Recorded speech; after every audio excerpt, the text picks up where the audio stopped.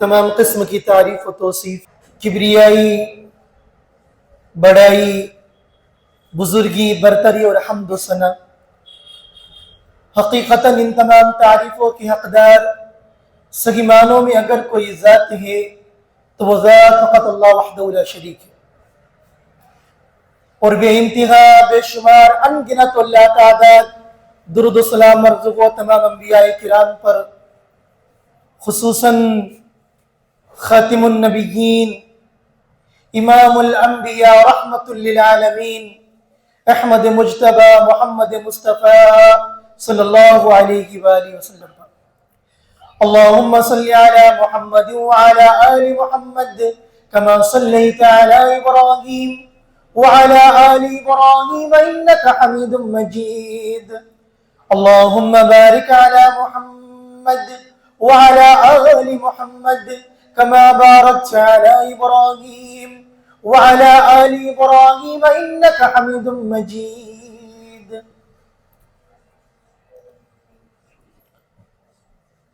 محترم حاضرین جمعہ، دینی بھائیوں،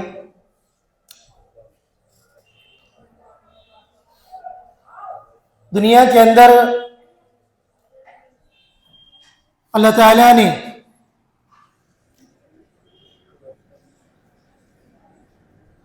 جتنے انسانوں کو بنایا،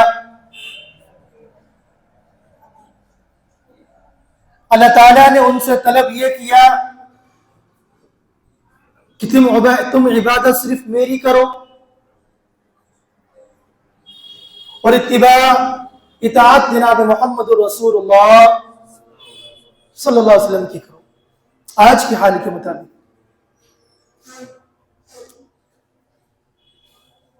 اب دیکھیے، اگر ایک گھر ہے، گھر کے اندر ماں ہے، باپ ہے، بیٹے ہیں، بیٹیاں ہیں، بہو ہیں، اس گھر کے اندر بھی بھائیوں میں اختلاف ہو جاتے ہیں، کچھ باتوں کو لے کر کے اختلافات ایک گھر کے اندر، ایک چھت کے نیچے، ایک ماں کے پیٹ سے پیدا ہونے والے بچوں کے اندر بھی ہو جاتے ہیں۔ آج اس امت کے اندر بھی کتنے اختلافات ہیں، کوئی کہاں جا رہا ہے، کوئی کہاں جا رہا ہے۔ اب دیکھیں، اللہ کے نبی جناب محمد رسول اللہ صلی اللہ علیہ وسلم جب تک باحیات رہے اختلافات نہیں ہوتی تھی، اور اس زمانے کے اندر اختلافات اگر ہوتے تھے تو اللہ کے نبی موجود تھے، اختلافات ختم ہو جاتے تھے۔ مثلا ایک مرتبہ قرآن کی قرات کو لے کر کے دو صحابہ میں اختلاف ہوا۔ ایک صحابی قرآن کو ایک طرح پڑھ رہے تھے اور ایک صحابی الگ پڑھ رہے تھے۔ وہ کہنے لگا کہ نہیں ایسے پڑھنا آگے، انہوں نے کہا کہ نہیں ایسے پڑھنا آگے۔ اب دونوں اللہ کے نبی علیہ الصلوۃ والسلام کی عدالت میں آئے۔ اللہ کے نبی کے پاس جب پہنچے، کہا بھئی کیا مسئلہ آگے، کیوں آئے ہو؟ کہا کہ اللہ کے نبی اس کا قرآن سنے، یہ قرآن الگ طریقے سے پڑھتا آگے۔ کہا کہ تم پڑھ کے سناؤ۔ صحابی نے پڑھ کے سنایا، اللہ کے نبی نے ان کا قرآن سنا۔ کہا اب تم خاموش ہو جاؤ، کہا اب تم پڑھو۔ کہا کہ وہ پڑھنے لگے، انہوں نے پڑھ کے سنایا، کہا کہ اب خاموش ہو جاؤ۔ اللہ کے نبی نے کیا کہا؟ لوگوں، قرآن ایسے بھی اترا ہے، قرآن ایسے بھی اترا ہے، علی سبعۃ احرف، قرآن جو ہے 7 قراتوں کے اندر اترا ہے۔ اختلاف ختم ہو گیا۔ جب تک اللہ کے نبی موجود تھے، صحابہ اختلافات کو دور کرنے کے لیے اللہ کے نبی کے پاس آتے، اختلاف کو دور کر کے جاتے۔ اور آج اگر ہمارے اندر اختلافات ہیں تو ان اختلافات کو دور کرنے کا واحد اگر حل کوئی ہے یا تو وہ رب کا قرآن ہے یا جناب محمد رسول اللہ صلی اللہ علیہ وسلم کا فرمان ہے. قرآن میں اللہ کیا فرماتا ہے؟ سنیں بات غور سے. یا ایھا الذین آمنوا اطیعوا اللہ واطیعوا الرسول واولی الامر منکم.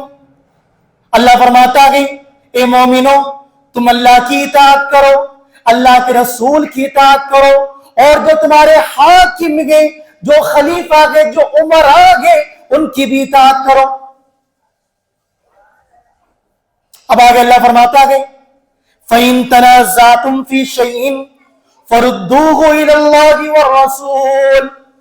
لیکن اگر کوئی جھگڑا ہو جائے, کبھی کوئی اختلاف ہو جائے, کوئی مسئلہ پھنس جائے, اور اگر تمہیں اس مسئلے کو حل کرنا گے, اس اختلاف کو دور کرنا گے, فَرُدُّوهُ إِلَى اللَّهِ وَالرَّسُولِ, تو اس اختلاف کو دور کرنے کے لیے اللہ اور اس کے رسول کی عدالت میں آ جاؤ. غور کرنا بات پر.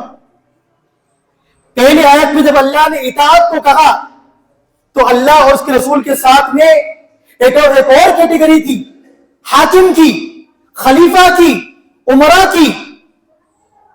حالانکہ وہاں اللہ رب العالمین نے الگ سے اطیعوا کا لفظ یوز نہیں کیا اس ٹکڑے کے اندر بھی, لیکن جب اختلاف کو دور کرنے کے لیے اللہ نے حل دیا تو تیسری کیٹیگری ختم کر دی. اللہ نے کیا کہا؟ فَرُدُّوهُ إِلَى اللَّهِ وَالرَّسُولِ. اگر یہ اختلاف دور کرنا چاہتے ہو اللہ اور اس کے رسول کی عدالت کے اندر آ جاؤ. اب جانتے اللہ کے نبی جناب محمد رسول اللہ صلی اللہ علیہ وسلم جیسے دنیا سے گئے, صحابہ میں اختلاف شروع ہو گیا. کیا اختلاف ہوا؟ بعض صحابہ کہنے لگے نہیں اللہ کے نبی نہیں گئے, اللہ کے نبی کا انتقال نہیں ہوا, اللہ کے نبی پر وفات نہیں آئی. یہاں تک معاملہ بڑھا کہ عمر رضی اللہ عنہ تلوار لے کر کے کھڑے ہو گئے کہ کوئی کہہ تو دے کہ اللہ کے نبی نہیں رہے, وہ نہیں رہے گا. ابوبکر رضی اللہ عنہ آئے. سننا بات غور سے. ابوبکر رضی اللہ عنہ آتے گی, ابھی خلیفہ بھی نہیں ہے, ابھی اللہ کے نبی کا جنازہ موجود ہے, آپ کا جسم اطہر موجود ہے.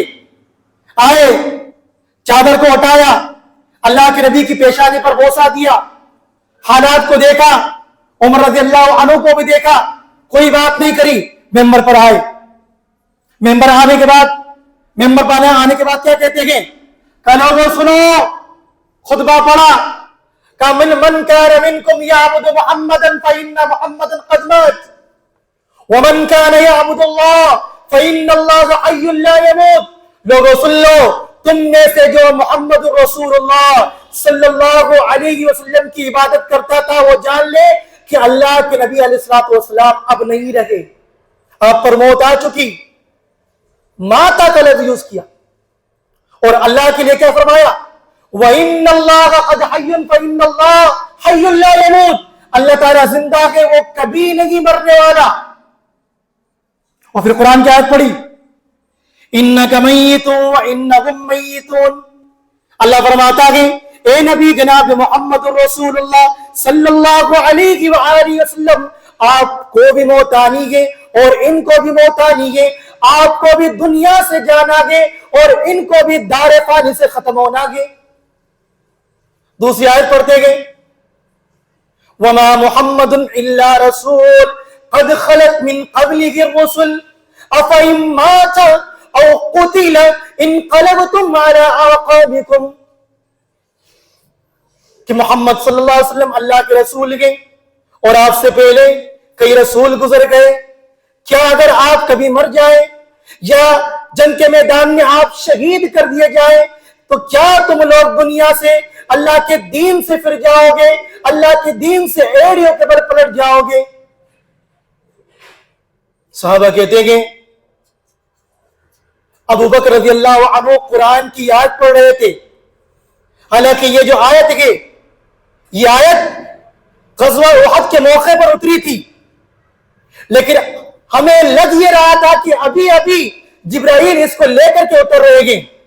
قرآن کی جب آیت صحابہ کے کانوں میں آئی، عمر رضی اللہ عنہ کے کانوں کے اندر آئی، تلوار چھوٹی، گھٹنے پر آ گئے اور سارا مسئلہ ختم ہو گیا، جھگڑا ختم۔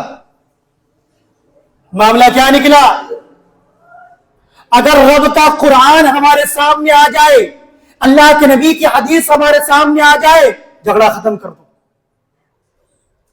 ابھی اللہ کے نبی کا جنازہ موجود ہے، صحابہ کرام میں جھگڑا ہوا۔ کیا جھگڑا ہوا؟ کہ اللہ کے نبی کو دفن کہاں کیا جائے؟ بھائی کچھ لوگ کہنے لگے کہ اللہ کے نبی کو بیت المقدس میں دفن کیا جائے، کچھ نے کہا کہ بھائی اللہ کے نبی کو مکہ میں دفن کیا جائے، کچھ کہنے لگے کہ نہیں جنت البقیع میں دفن کیا جائے۔ اب صحابہ کرام گئے، الگ الگ رائے گئے، جنازہ نبی کا گئے، دفن نبی کو کرنا گئے۔ ابوبکر رضی اللہ عنہ آتے ہیں، کہتے لوگوں میں اللہ کے نبی کی حدیث جانتا ہوں۔ کہا کیا حدیث ہے؟ کہا کہ اللہ کے نبی سے میں نے یہ سنا کہ اللہ کے نبی فرماتے تھے کہ نبیوں کو جہاں قبض کیا جاتا ہے ان کو وہیں دفن کیا جاتا ہے۔ دفن حیث یقبض، جہاں نبیوں کی روح قبض ہوتی ہے وہی ان کے دفن کا مقام ہوتا ہے۔ اللہ کے نبی کی حدیث آئی، سارے صحابہ خاموش، کہاں وہی دفن کر دو۔ کہاں دفن کیا گیا؟ نبی علیہ الصلوۃ والسلام جب دنیا سے گئے کہاں تھے؟ ہماری ماں عائشہ رضی اللہ عنہا کی گود میں تھے، آپ کے حجرے میں تھے، آپ کی گود کے اندر آپ کی وفات ہوئی، اور وہی کمرے کے اندر اللہ کے نبی علیہ الصلوۃ والسلام کو دفن کیا گیا۔ آئیے ذرا آگے چلے۔ جب یہ معاملہ بنا، اب یہ مسئلہ آیا کہ اللہ کے نبی علیہ الصلوۃ والسلام کی جو قبر ہے وہ کون سی بنے؟ بھائی شقی بنے یا لحدی بنے؟ شق ہمارے جو بنتی خبریں یہ ہوتی شقی، صندوق نما، اور اگر آپ نے وہاں دیکھا ہوگا بغلی قبریں، خاص طور سے عرب کے اندر اگر آپ غور کریں تو وہاں پر کون سی خبریں ہیں؟ بغلی، کہ بغل کے اندر ایک وہ بناتے ہیں اور پھر اس کو اینٹوں سے ڈھانپ دیتے ہیں، اس کو کہتے ہیں بغلی قبر۔ اب یہ بھی اختلاف ہو گیا کہ بھئی کون سے خبر بنائی جائے، تو کہا دونوں کو پیغام بھیجو، دونوں کو پیغام بھجواؤ، ایک شق بنانے والا بھی آئے اور بغلی بنانے والا بھی آئے۔ کہا کہ جو پہلے آئے گا اس کے ساتھ ہم یہ کر دیں گے۔ تو اللہ کا کرنا دیکھیں، جو بغلی قبر بنانے والا تھا وہ پہلے آ گیا، اور پھر اللہ کے نبی کی حدیث پوری ہو گئی جو ترمذی کے اندر موجود ہے کہ اللہ کے نبی نے کیا فرمایا؟ اللحد لنا والشق لغیرنا۔ اللہ کے نبی فرماتے تھے اپنی زندگی کے اندر کہ لحد ہم انبیاء کے لیے گئے اور جو شق قبر گئے وہ ہمارے علاوہ کے لیے۔ اللہ رب العالمین نے اپنے نبی کی پیشن گوئی کو پورا کر دیا، اختلاف ختم ہو گیا۔ آگے چلے ذرا، ابھی یہ فتنہ چل رہا ہے، میں مثال دے کر کے آپ کو سمجھا رہا ہوں صحابہ کے واقعات، صحابہ نے کیسے اختلاف کو دور کیا۔ اب یہ معاملہ بنایا کہ اللہ کے نبی علیہ الصلوۃ والسلام نہیں رہے، مسلمانوں کا خلیفہ کون ہوگا؟ ادھر سے انصار اٹھے، کہا کہ ہمارا بنے گا، ادھر سے مہاجرین اٹھے، کہا کہ نہیں ہمارا بنے گا، کچھ نے کہا کہ نہیں ایک کام کرے، ایک انصار میں سے کر لے اور ایک مہاجرین میں سے کر لے۔ پھر آئے ابوبکر رضی اللہ عنہ، کہنے لگے لوگوں سنو، مجھے اللہ کے نبی کی حدیث یاد ہے، اللہ کے نبی نے فرمایا الائمۃ من قریش، جو خلیفہ ہوگا، جو مسلمانوں کا خلیفہ بنے گا وہ قریش میں سے ہوگا۔ سارے صحابہ سرنڈر، ایک آواز نہیں آئی، اور سارے مسلمانوں نے ابوبکر رضی اللہ عنہ کے ہاتھ پر بیعت کر لی۔ یہ طریقہ ہوتا ہے اختلاف کو دور کرنے کا۔ آگے چلے ذرا، کیا ہوا جب یہ سارے معاملات ختم ہو گئے تو اب مسئلہ آیا اللہ کے نبی کی جائیداد کا۔ ہوتا نہیں ہے جب گھر میں کسی کا انتقال ہو جائے، باپ کا، دادا کا، بھائیوں میں لڑائی ہونا شروع ہو جاتی ہے، کہا کہ ابا کی جائیداد پہ کون وارث ہوگا، کون بنے گا، معاملہ کس کے حق میں جائے گی۔ لوگ اٹھنے لگے. ہماری ماں ازواج مطہرات رضی اللہ عنہن کہنے لگی ہمیں حصہ ملنا چاہیے. فاطمہ رضی اللہ عنہا بھی آئی, عبداللہ بن عباس رضی اللہ عنہ, بلکہ عباس رضی اللہ عنہ بھی کھڑے ہوئے. ظاہر سی بات ہے اللہ کے نبی کے گھر والے کے کھڑے ہوں گے. پھر حدیث آئی. کیا حدیث آئی؟ حدیث سنائی گئی کہ اللہ کے نبی نے فرمایا ہے کہ ہم انبیاء کے جماعت کے لا نورث, ہماری جائیداد کا کوئی وارث نہیں بنتا. ما ترکناہ الا صدقہ, ہم جو کچھ چھوڑ جاتے ہیں وہ صدقہ ہوتا ہے. سب نے قبول کر لیا. سمجھ رہے ہیں بات کو؟ نبی کی حدیث کے آنے کے بعد میں اپنی خواہشات کو اوپر رکھنا, کہا کہ نہیں میری چلے گی, میرے دادا کی چلے گی, میرے ابا کی چلے گی, میرے فلاں کی چلے گی, یہ صحابہ کا شیوا نہیں تھا. یہ کسی مسلمان کا شیوا نہیں ہو سکتا. اچھا آگے چلے, اور آگے چلے. آپ جانتے ہیں عمر رضی اللہ عنہ خلیفہ تھے مسلمانوں کے. جب جانے کا وقت آنے لگا, کسی نے کہا کہ اپنا کوئی نائب متعین کر دے, کسی کو نامزد کر دے کہ آپ کے بعد کون خلیفہ بنے گا. صحیح مسلم کی حدیث ہے. تو کہتے گئے کہ لوگوں, اگر میں کسی خلیفہ کا نام متعین نہ کروں, کسی خلیفہ کا نام نامزد نہ کروں, تو اللہ کے نبی کا یہ طریقہ تھا کہ اللہ کے نبی نے کسی کا نام متعین نہیں کیا تھا. اور ہاں اگر میں کسی کا نام متعین کر دوں تو یہ مسلمانوں کے پہلے خلیفہ ابو بکر رضی اللہ عنہ کا طریقہ تھا کہ انہوں نے میرا نام متعین کر دیا تھا. اچھا, ان کے جو بیٹے تھے عبداللہ بن عمر رضی اللہ عنہ, جب انہوں نے ان کے والد کی یہ بات سنی, وہ پہلے سمجھ گئے کہ وہ کیا کریں گے, کیونکہ انہوں نے یہ نہیں بتایا تھا کہ ابھی میں کیا کروں گا. ابھی وہ کہہ رہے تھے کہ اگر میں کر بھی دوں تو اللہ کے نبی کا طریقہ ہے, یہ ابو بکر رضی اللہ عنہ کا طریقہ ہے, اور نہ کروں تو اللہ کے نبی کا طریقہ ہے. لیکن کیا کرنے والے تھے یہ پتا نہیں تھا. لیکن ان کے بیٹے سمجھ گئے, کہنے لگے, کیا کہتے ہیں, کہتے ہیں فعلمت, کہا میں جان گیا, انہ لم یکن, کہ میرے والد میرے ابا کسی کا نام متعین نہیں کریں گے, کیونکہ وہ اللہ کے نبی کے برابر کسی اور کو نہیں سمجھتے. وہ اللہ کے نبی کے طریقے کو نہیں چھوڑ سکتے, کیونکہ اللہ کے نبی نے کسی کا نام متعین نہیں کیا تھا, لہذا عمر رضی اللہ عنہ بھی کسی کا نام متعین نہیں کریں گے. اور یہی ہوا. صحابہ نے اپنی زندگی کے اندر اگر کبھی بات آئی اللہ کے نبی کے طریقے کو نہیں چھوڑا. جگی عمر رضی اللہ عنہ ہے, ایک مرتبہ کیا ہوا, انہوں نے اعلان کیا کہ لوگوں, تمہارا خلیفہ عمر رضی اللہ عنہ مجوسیوں سے ٹیکس نہیں لے گا, ان کا ٹیکس ختم.